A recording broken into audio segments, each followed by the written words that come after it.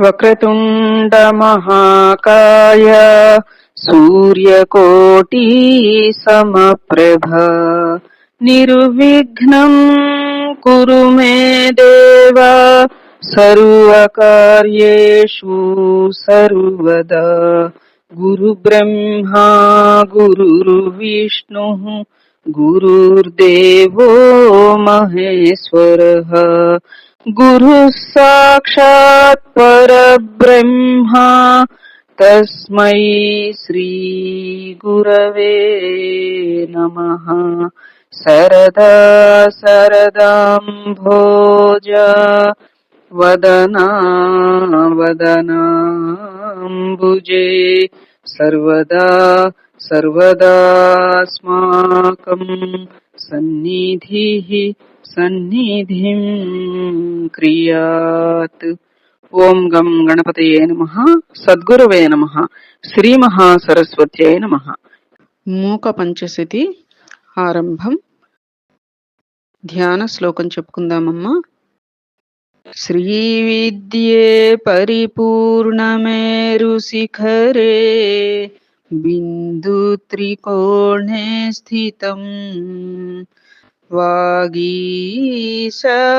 సమస్త భూత జననీం మంచే శివకారకే కామాక్షీం కరుణారసార్ణవమయీం కామేశ్వరాంకస్థితాం కాంతాం చిన్మయకామకోటినిలయం శ్రీబ్రహ్మ విద్యాం భజే.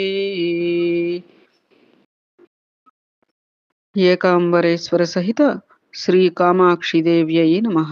శ్రీమాత్రే నమః. మూక పంచశతిలో గల 5 శతకాలలో ప్రథమ శతకం అయినటువంటి ఆర్యా శతకం గురించి చెప్పుకోవడానికి ప్రయత్నం చేద్దామమ్మా. అయితే మనం కేవలం శ్లోకాలే కాకుండా భావసహితంగా కూడా చెప్పుకోవడానికి ప్రయత్నం చేద్దాం. తద్వారా మనకి భావం తెలిస్తే మనస్సులో మరింత నాటుకునేటువంటి అవకాశం ఎక్కువ ఉంటుంది. కాబట్టి ఆ ప్రకారంగా ప్రయత్నం చేయడానికి కృషి చేద్దాం. ఏమ్మా, ఆరంభించుకుందామా. గం గణపతయే నమః. సద్గురవే నమః.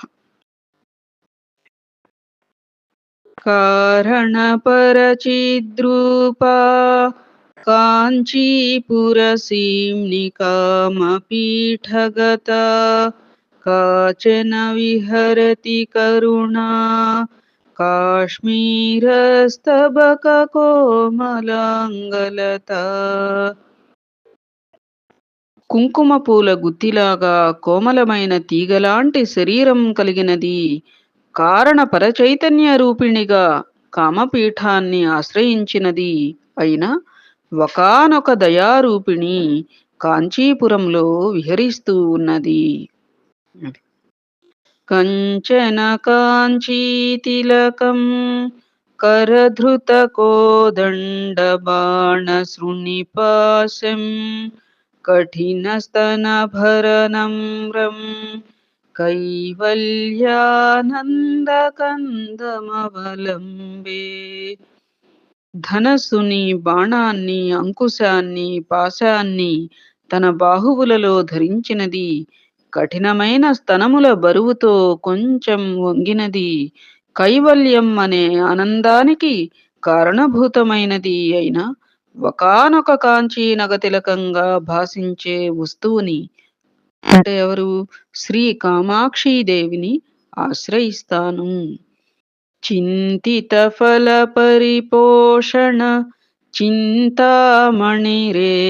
కాంచి నిలయా మే చిరతర సుచరిత సులభా చిత్తం శిశిరయతు చిత్సుధాధార.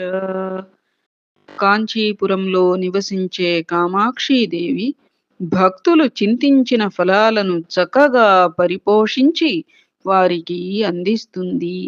అది భక్తులు చింతించిన ఫలాలనే డైరెక్ట్గా ఈటల్లా, ఏం చేస్తున్నారుట? భక్తులు చింతించిన ఫలాలను, చింతించిన అంటే ఆలోచించినటువంటి ఫలాలను, మనకి ఇది కావాలి, ఈ కోరిక నెరవేరాలి, ఈ సంకల్పం సిద్ధించాలి అని ఏవైతే ఆలోచనలు మనకుంటాయో, మన ఆలోచనలని చక్కగా పరిపోషించి వారికి అందిస్తుంది. అది ఏమిటక్కడ? మాతృతత్వం మరియు సద్గురు తత్వం మాత్రమే ఆ రీతిగా ఉంటుంది.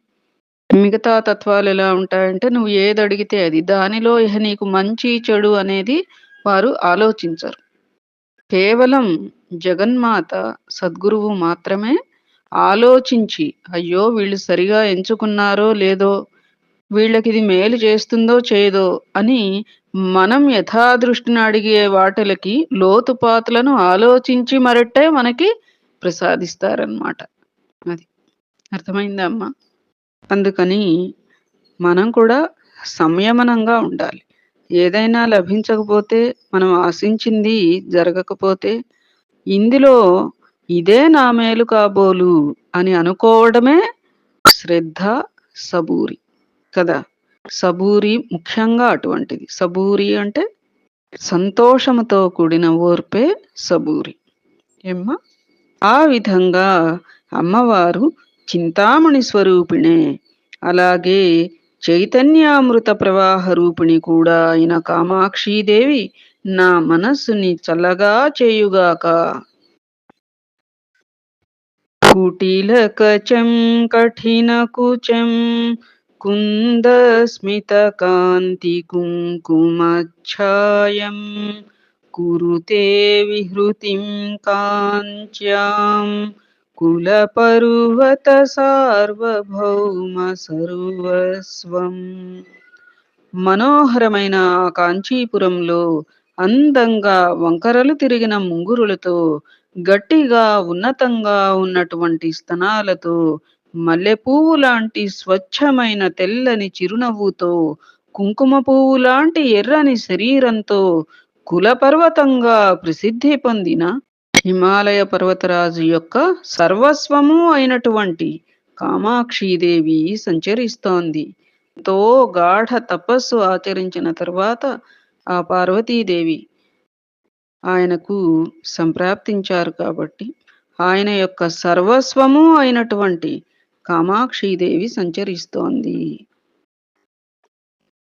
పంచశర శాస్త్రబోధన పరమాచార్యేణ దృష్టిపాతేన కాంచీసీమ్ని కుమారీ కాచన మోహయతి కామజేతారం. ఆ కాంచీపుర సీమలో కామశాస్త్రాన్ని చక్కగా బోధించటంలో ఆచార్య స్థానాన్ని వహించినదైన ఒకానొక కుమారి అనగా కామాక్షిదేవి తన దృష్టిపాతంతో అనగా చూపుల ప్రవాహంతో కాముడిని, మన్మథుడిని జయించిన పరమేశ్వరుడిని సహితం మోహింపచేస్తోంది. అది మన్మథుడిని జయించినవాడు ఎవరు? పరమేశ్వరుడు. అటువంటి పరమేశ్వరుడిని సహితం ఆ యొక్క కామాక్షీదేవి మోహింపచేస్తోంది. పరమేశ్వరుడిని సహితం మోహింపచేస్తోంది. ఆ కామాక్షీదేవి కూడా ఎలాంటి వారుట? కామశాస్త్రాన్ని చక్కగా బోధించడంలో ఆచార్య స్థానాన్ని, గురుస్థానంలో ఉన్నారావిడ. ఈ శాస్త్రాన్ని బోధించడంలో గురుస్థానంలో ఉన్నటువంటిది ఆవిడ. పరమేశ్వరుడేమిటిక్కడ? మన్మథుడినే జయించినవాడు. అటువంటి పరమేశ్వరుడిని సహితం ఆవిడ మోహింపచేస్తోంది అన్నట్లుగా. పరయా కాంచీపురయా పర్వత పర్యాయ పీనకుచ భరయా పరతంత్రావయమనయా పంకజ సబ్రహ్మచారిలోచనయా. సుందరమైన కాంచీ నగరాన్ని తన స్థిర నివాసంగా చేసుకున్నది పర్వతాలకు మారుపేరుగా ఉన్న కఠినమైన స్తనాల బరువు కలిగినది, కమలాల వంటి అందమైన కళ్ళతో ప్రకాశించేది అయిన కామాక్షీదేవికి మేము దాసులమై ఉన్నాము. శ్రీమాత్రే నమః. ఐశ్వర్యమిందుమౌళే ఐకాత్మ్య ప్రకృతి కాంచి మధ్యగతం ఐందవ కిశోరశేఖరం ఐదం పర్యం చకాస్తి నిగమానాం. చంద్రరేఖని తల మీద ధరించిన చంద్రశేఖరుడికి ఐశ్వర్యం లాంటిది శ్రీ కామాక్షీదేవి. ఆమె కూడా శివుడిలాగా చంద్రరేఖని శిరస్సు మీద ధరించినది. జీవుడు ఈశ్వరుడు వీరిద్దరి ఐక్యానికి జ్ఞానహేతువుగా వేదాల యొక్క తాత్పర్యంగా వెలుగొందే ఆ దేవి కాంచీనగరం మధ్యలో ప్రకాశిస్తోంది.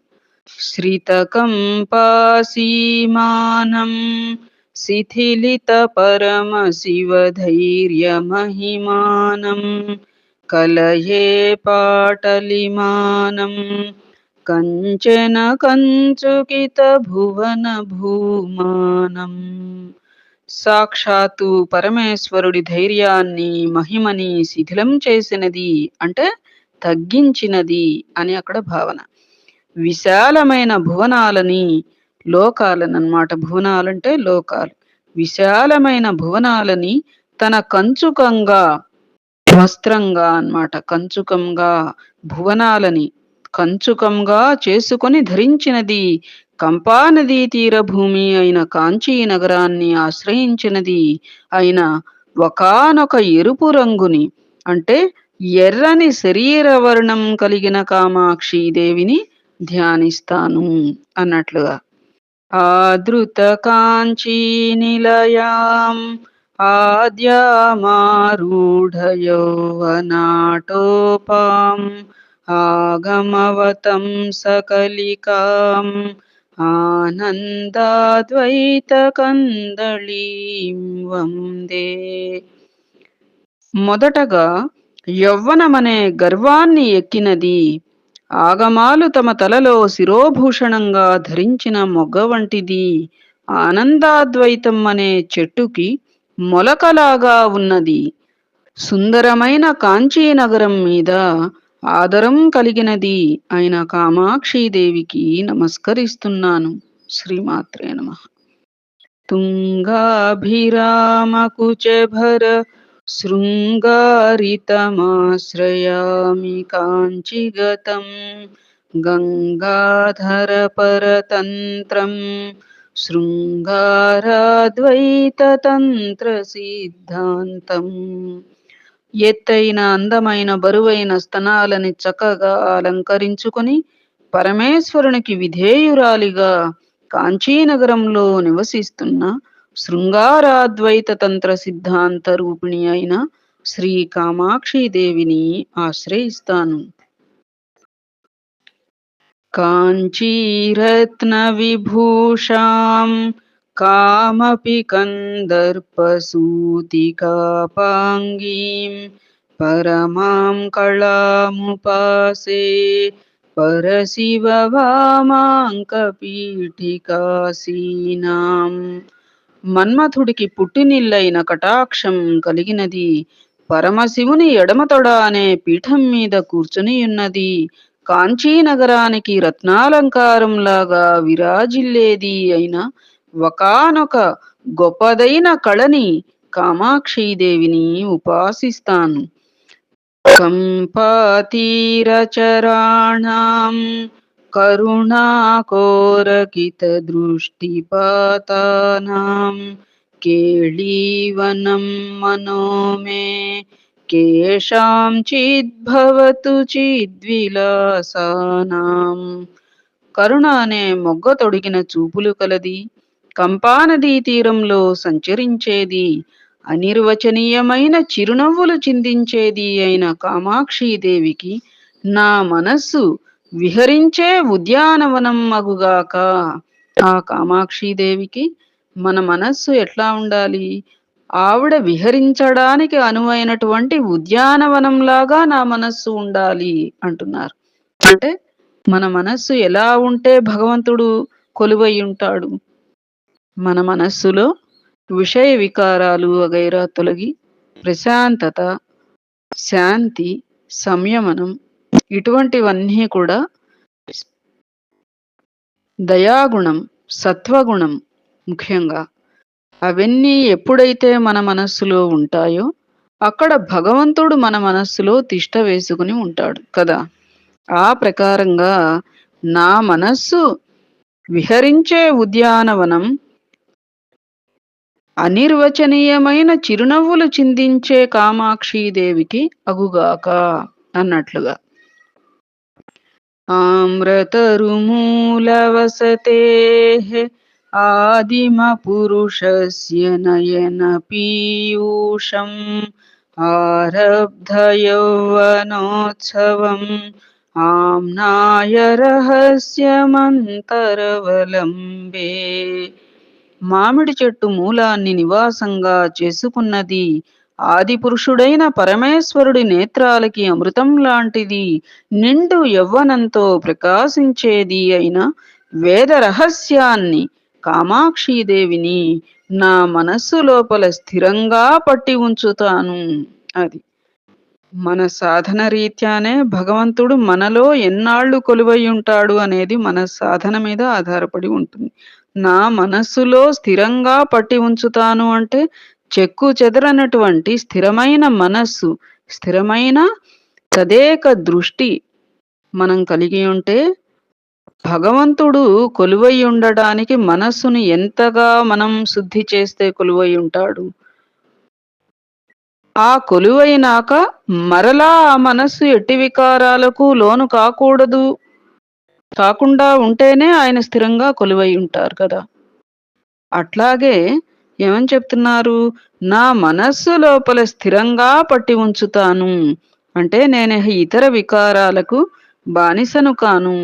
తదేక దృష్టి అమ్మ మీదనే పెట్టి, అమ్మకి నివాసయోగ్యమైనట్లుగా నా మనస్సుని నేను సదా భాసిల్లేటట్లుగా ప్రయత్నం చేస్తాను అని అక్కడ భావన.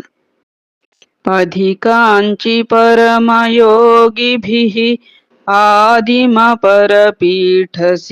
నిదృశ్యేన అనుబద్ధం మమ మానసం అరుణిమ సర్వస్వ సాంప్రదాయేన. ఆ దివ్య కాంచీపురంలో ఆదిపరపీఠం మీద ఆసీనురాలై శ్రేష్టమైన యోగుల చేత చూడబడేది పూర్ణమైన అరుణ సంప్రదాయంతో, అనగా పరిపూర్ణమైన అరుణవర్ణంతో ప్రకాశించేది అయిన కామాక్షీదేవి చేత నా మనస్సు అనుసంధానించబడింది. అది నా మనస్సు పూర్తిగా ఆవిడికి ఒక లంకెలాగా నా మనస్సు ఆ అమ్మవారికి అనుసంధానం చేయబడింది అన్నట్లుగా. అంకిత శంకర దేహాం అంకురితో రోజ కంకణాశ్లేషైః అధికాంచి నిత్యతరుణీం అద్రాక్షం కాంచిదద్భుతాం బాలాం. అంకురించిన స్తనాల చేత, కంకణాల కౌగిలింతల చేత గుర్తులు పడిన శంకరుడి శరీరం కలిగినది, నిత్య యవ్వనంతో ప్రకాశించేది అయిన ఒకానొక బాలను కామాక్షీదేవిని కాంచీనగరంలో చూచాను. ఈ ప్రకారంగా మనం రోజుకి 15 శ్లోకాలు చెప్పుకుందామమ్మా. ఎందుకంటే చకచకా చెప్పుకుపోవటం అనేది ఇక్కడ మనం భావించకూడదు. ఎన్ని చెప్పుకున్నామో వాటి భావన మన మనస్సులో స్థిరంగా ఉండాలి. ఆ భావన మనస్సులో పాతుకోవాలి. కాబట్టి కేవలం 15 చొప్పున చెప్పుకుంటూ ఉందాం. రోజుకేమో తొందరేముంది మనకి, చక్కగా అటు శ్రీమద్దేవి భాగవత పారాయణ చేసుకుంటున్నాం. సాయంత్రం పూట ప్రదోష వేళ ఈ రీతిగా ఒక 15 శ్లోకాలు భావసహితంగా ఈ మూక పంచశతి చెప్పుకుంటూ ఉందాం. అంతేగాక మనం నవాహ్నిక దీక్షగా ఈ యొక్క దుర్గా ద్వాత్రింశత నామమాల ఆశ్వేజ పౌర్ణమి వరకు కూడా రోజుకి 12 పర్యాయముల చొప్పున 9 మార్లు చేసుకోబోతున్నాం. అంటే 108 పర్యాయములు సగటున ప్రతి ఒక్కరికి కూడా ఆ యొక్క ద్వాత్రింశతి నామమాల అవ్వటం అనేది కూడా మనం సంకల్పించుకున్నాం. ఆ ప్రకారంగా మనం రేపటి నుంచి అందు భాగంగా నైమిషారణ్యంలో చక్కగా కుంకుమార్చన మన యొక్క శ్రీమద్దేవి భాగవత పారాయణ గ్రూపు, లలితా సహస్రనామ స్తోత్ర పారాయణ గ్రూపు మరియు దుర్గా ద్వాత్రింశతి నామమాల పారాయణ గ్రూపు, ఈ 3 గ్రూపుల పేరున కూడా కుంకుమార్చన జరగబోతోంది 9 రోజులు వరుసగా రేపటి నుంచి అమ్మ. అందుకని ఎంతో గురుకృప లేనిదే మనం ఈ ప్రకారంగా పయనమైతే సామూహికంగా కొనసాగించలేం. అందరి తలంపు, అందరి దృష్టి, అందరి మాట, అందరి భావన కూడా ఒకటే అయ్యి మనందరం గురుబంధువులమై ఈ యొక్క పయనంలో కొనసాగుతున్నాం. ఇదే సత్సంగం అంటారు. ఏమ్మా? ఈ ప్రకారంగా మనం కొనసాగించుకుంటూ చేతనైనటువంటివి మన యొక్క ఆధ్యాత్మిక శక్తి స్థాయి రీత్యా ఈ కృషి మరింతగా కొనసాగించుకోవడానికి ప్రయత్నం చేస్తూ తదుపరి రేపు చెప్పుకుందామమ్మా. 16వ శ్లోకం నుంచి 30వ శ్లోకం వరకు రేపు చెప్పుకుందాం. శ్రీమాత్రే నమః. ఓం నమః శివాయ. సద్గురవే నమః. సర్వే జనా సుఖినో భవంతు. సమస్త సన్మంగళాని సంతు. లోకా సమస్తా సుఖినో భవంతు.